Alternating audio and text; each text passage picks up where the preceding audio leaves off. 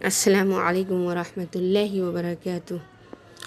الحمد للہ رب العالمین والصلاة والسلام علی اشرف الانبیاء والمرسلین محمد وعلی آلہ وصحبہ اجمعین وبعد۔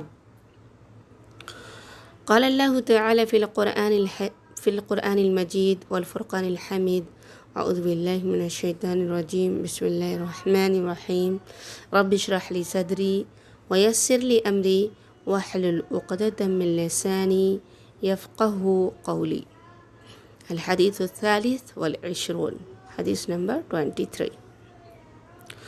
عن ابی مالک الحارث بن العاصم الاشعری رضی اللہ عنہ قال قال رسول اللہ صلی اللہ علیہ وسلم الطہور شطر الایمان والحمد للہ تملأ المیزان وسبحان اللہ والحمد للہ تملأان أو تملأ ما بين السماوات والأرض والصلاة نور والصدقة برهان والصبر ضياء والقرآن حجة لك أو عليك كل الناس يغدو فباعئ نفسه أو فمعتقها أو موبقها، رواه مسلم۔ ابو مالک حارث بن عاصم اشعری رضی اللہ عنہ کا بیان ہے کہ رسول صلی اللہ علیہ وسلم نے فرمایا، طہارت، الطہور طہارت، شطر الایمان نصف ایمان ہے، آدھا ایمان ہے، اور الحمدللہ میزان کو بھر دے گا، اور سبحان اللہ اور الحمدللہ یہ دونوں کلمہ آسمان اور زمین کے درمیان اس کی مابین جو وسعت ہے اس کو بھر دیں گے۔ صلاۃ نماز نور ہے، صدقہ دلیل ہے، صبر روشنی ہے، قرآن تیرے حق میں یا تیرے خلاف دلیل ہے، حجت ہے۔ ہر شخص صبح کرتا ہے تو اپنے نفس کو فبائع نفسہ فمعتقها او موبقها، تو اپنے نفس کو بیچ کر خود کو جہنم سے آزاد کر لیتا ہے یا خود کو ہلاک کر بیٹھتا ہے۔ اسے مسلم نے روایت کیا ہے۔ یہ بہت عظیم حدیث ہے، اسلام کی ایک بنیاد ہے اور دین کے بہت سے اہم قواعد پر مشتمل ہے۔ تو حدیث کے اندر جن باتوں کا ذکر ہے، جن چیزوں کا ذکر ہے، اس کو مختصراً بیان کرتے ہوئے چلتے ہیں۔ سب سے پہلے الطہور شطر الایمان، طہارت کی بڑی فضیلت ہے اور اسے نصف ایمان قرار دیا گیا ہے۔ شرک و بدعت اور گناہ سے نفس کی پاکی، اور اسی طرح سے غلاظت سے یعنی ناپاکیوں سے غسل اور وضو کے ذریعہ جسم کی پاکی، یعنی قلبی اور جسمانی، ظاہری اور باطنی، دونوں قسم کی طہارت، دونوں قسم کی پاکی اس حدیث کے مفہوم میں داخل ہے۔ الحمدللہ اور اسی طرح سے سبحان اللہ کے ذریعہ اللہ کا ذکر کرنے میں بہت بڑا اجر و ثواب ہے، کیونکہ الحمدللہ میں اللہ کے تمام صفات کا اثبات ہے، اور اسی طرح سے الحمدللہ کے ذریعہ ہم ہر ظاہری و باطنی نعمت پہ اللہ کا شکر ادا کرتے ہیں، اور سبحان اللہ کے ذریعہ ہم اللہ تبارک و تعالیٰ کو ہر قسم کے نقص اور عیب سے، مخلوق کی مشابہ سے پاک کرتے ہیں۔ اس کے اندر سبحان اللہ کے اندر اللہ تبارک و تعالیٰ کے لیے تقدیس کا اعتراف ہے، پاکی کا اعتراف ہے۔ حدیث میں والصلاۃ نور کا ذکر ہے کہ صلاۃ جو ہے، نماز جو ہے وہ نور ہے، تو نماز کے ذریعہ دل میں اور چہرے پہ نور ہوتا ہے، قبر اور حشر میں نور ہوگا، پل صراط پر بھی نور ہوگا۔ نبی صلی اللہ علیہ وسلم کا فرمان ہے، جس نے نماز کی پابندی کی اس کے لیے یہ بروز قیامت کے دن نور، دلیل اور نجات ہوگی، اور جس نے اس کی پابندی نہیں کی اس کے لیے نہ نور ہوگا، نہ دلیل ہوگی اور نہ نجات۔ اسی طرح سے حدیث کے اندر وصدقۃ و برہان کا تذکرہ ہے، صدقہ و خیرات کرنا برہان ہے، یعنی صدقہ دینے والے کے ایمان کی صداقت پر دلیل ہے، کیونکہ اس نے اپنے رب کی رضا و خوشنودی کے لیے اپنا محبوب مال خرچ کیا۔ اس کے اندر فرض زکوٰۃ بھی داخل ہے اور نفلی صدقات بھی۔ صدقہ و خیرات کی فضیلت میں بکثرت احادیث آئی ہیں۔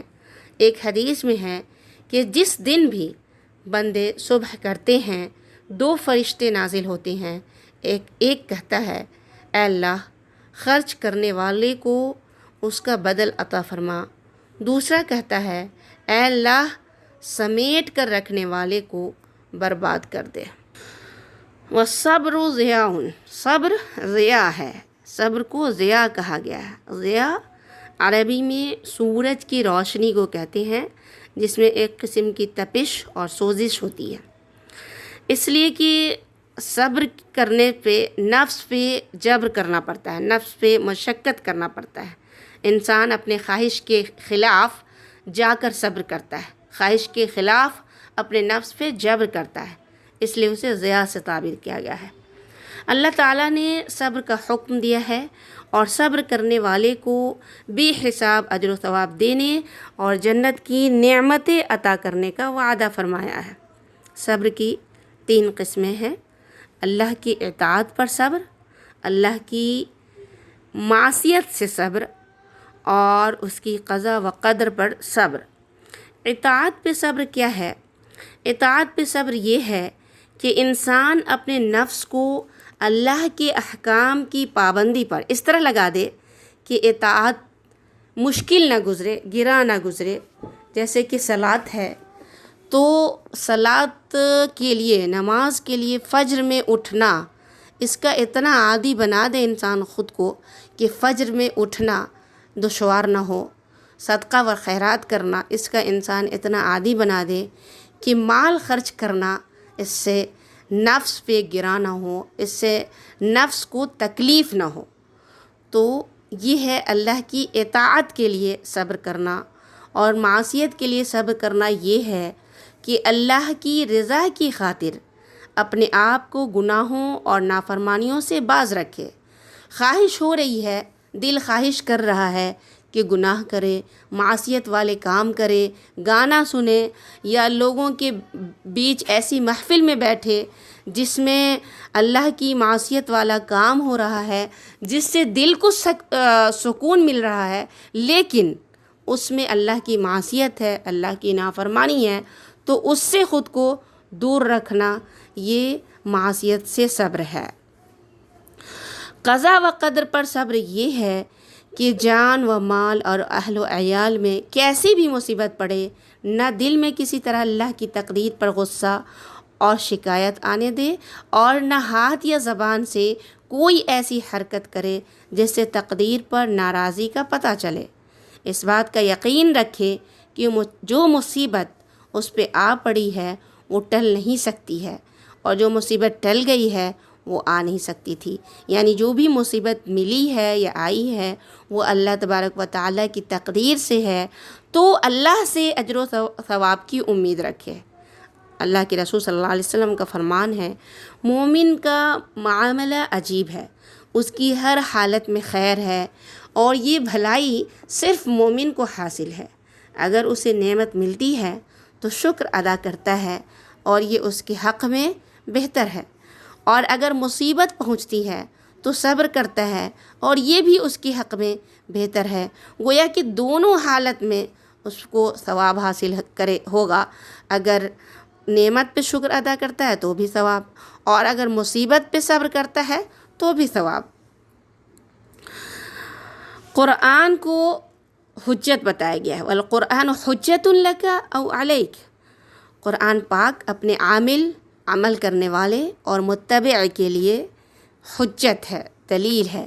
قیامت کے دن اس کے لیے سفارشی بن کر آئے گا، لیکن اپنے سے منہ موڑنے والے اور عمل نہ کرنے والے کے خلاف حجت ہے، اسے جہنم کی طرف لے جائے گا۔ سلف صالحین میں سے کسی کا قول ہے، جو بھی قرآن مجید کے ساتھ بیٹھا वो या तो नफ़ा लेके उठा या खसारा करके उठा। इरशाद बारी ताला है, वनुनज़्ज़िलु मिनल क़ुरआनि मा हुवा शिफ़ाउन व रहमतुल लिल मुमिनीन व ला यज़ीदु ज़ालिमीना इल्ला खसारा। ये क़ुरआन जो हम नाजिल कर रहे हैं मोमिनों के लिए तो सरासर शिफा और रहमत है, ज़ालिमों को सिवाय नुकसान के और कोई ज़्यादती नहीं होती। यानी क़ुरआन पढ़ने से चूँकि ज़ालिम लोग क़ुरआन पे अमल नहीं करते या पढ़ते नहीं, तो उसके लिए क्या है, नुकसान के अलावा और कुछ नहीं होता है। कुल्लुन्नास यग़दू फ़बाइउन नफ़्सहु फ़मुअतिक़ुहा औ मुबिक़ुहा, फ़बाइउन नफ़्सहु फ़मुअतिक़ुहा औ मुबिक़ुहा। सारे लोग सुबह करके मेहनत व मशक्क़त में लग जाते हैं। सारे लोग जो सुबह करते हैं, उठते हैं, तो मेहनत और मशक्क़त में लग जाते हैं, तिजारत में लग जाते हैं। लेकिन किसी की मशक्क़त उसे हलाकत की तरफ ले जाती है और किसी की मशक्क़त उसे निजात की तरफ ले जाती है। जो शख्स अल्लाह के हुक्म के मुताबिक कद्दोकाविश करता है, मेहनत करता है, वो अपने आप को अल्लाह के अज़ाब से बचा लेता है, गोया कि वो नफ़ा बख्श सौदा करता है। और जो शख्स इसके बरखिलाफ़ शैतानी राहों पर गामज़न होता है, शैतानी राहों पर चल पड़ता है, अल्लाह के गज़ब को दावत देने वाले गुनाहों का इर्तिकाब करता है, वो ज़लील होकर हलाकत में जा पड़ता है, अपने नफ्स का नुकसानदेह और ख़सारे वाला सौदा करता है। अल्लाह ताला से दुआ है कि हदीस में जितनी बातों का ज़िक्र है, तहारत और अल्हम्दुलिल्लाह और सुबहानल्लाह की फ़ज़ीलत, इसके ज़िक्र की फ़ज़ीलत, इसी तरह से सलात के नूर होने की दलील, सदक़ा, सब्र, जितनी चीज़ों का ज़िक्र है, क़ुरआन का हुज्जत होना हमारे लिए, और हमको अल्लाह तबारक व तआला तौफ़ीक दे कि हम अपने नफ्स का बेहतर सौदा करें सुबह उठ के। और ये हमारी कोशिश हो कि हदीस में जितनी चीज़ों का ज़िक्र है, अल्लाह ताला हमें तौफ़ीक दे कि हम हर नुक्ता पे, तमाम नुकात पे अमल कर सके, और अल्लाह ताला हमें इसकी तौफ़ीक दे। आमीन सुम्मा आमीन या रब्बल आलमीन। वस्सलामु अलैकुम व रहमतुल्लाहि व बरकातुहू।